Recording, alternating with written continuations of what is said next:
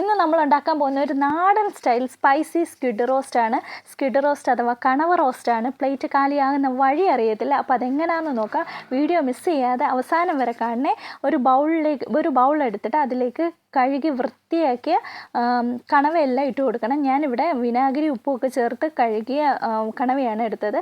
അതിലേക്ക് 1/2 സ്പൂൺ മുളക് പൊടി, 1/4 സ്പൂൺ മഞ്ഞൾപ്പൊടി, 1/2 സ്പൂൺ ഉപ്പ്, എന്നിട്ട് അതിലേക്ക് ഒരു നാരങ്ങയുടെ പകുതി എടുത്തിട്ട് നാരങ്ങ നീരും കൂടെ ചേർത്ത് നല്ലപോലെ മിക്സ് ചെയ്ത് മാരിനേറ്റ് ചെയ്ത് ഒരു 15 മിനിറ്റിലത്തേക്ക് മാറ്റി വെച്ചേക്കുക. അതിനുശേഷം ഒരു കടായി എടുത്തിട്ട് അതിൽ കുറച്ച് വെളിച്ചെണ്ണ ഒഴിച്ചിട്ട് അതിലേക്ക് ഒരു ചെറിയ കഷ്ണം പട്ട, ഒരു ഏലയ്ക്ക, ഒരു ഗ്രാമ്പൂ ചേർത്ത് കൊടുക്കണം.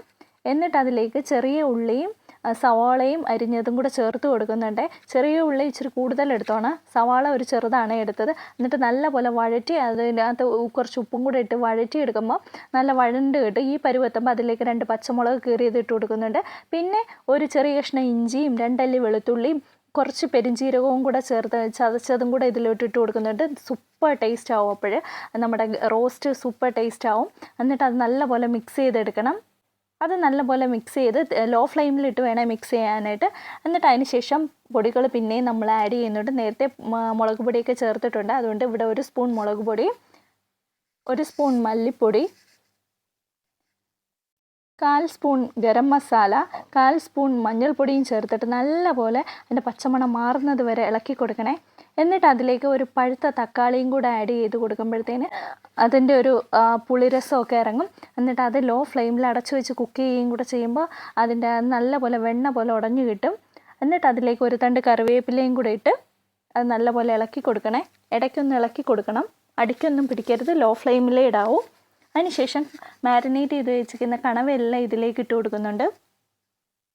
എന്നിട്ട് ആ മസാല എല്ലായിടവും പറ്റുന്ന വിധത്തിൽ ഒന്ന് മിക്സ് ചെയ്ത് കൊടുക്കുന്നുണ്ട്. എന്നിട്ട് എല്ലായിടവും മസാല എല്ലാം പിടിച്ചെടുത്ത് വെച്ചിട്ട് നല്ലപോലെ വഴറ്റി അതിൻ്റെ ശേഷം കുറച്ച് കുരുമുളക് പൊടിയും കൂടെ അതിൻ്റെ മുകളിലായിട്ട് ഇട്ട് കൊടുത്തിട്ട് മീഡിയം ഫ്ലെയിമിലിട്ട് നല്ലപോലെ കുക്ക് ചെയ്യണേ.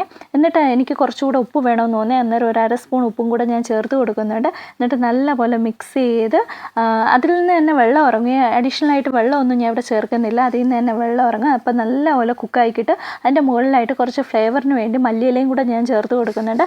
അപ്പം നമ്മുടെ കുറുകി കിട്ടിയ നാടൻ സ്ക്വിഡ് റോസ്റ്റ്, കണവ റോസ്റ്റ് ഇവിടെ റെഡി ആയിട്ടുണ്ട്. റൈസിനോടും ചപ്പാത്തിയോടും അടിപൊളി കോംബോ ആണ്.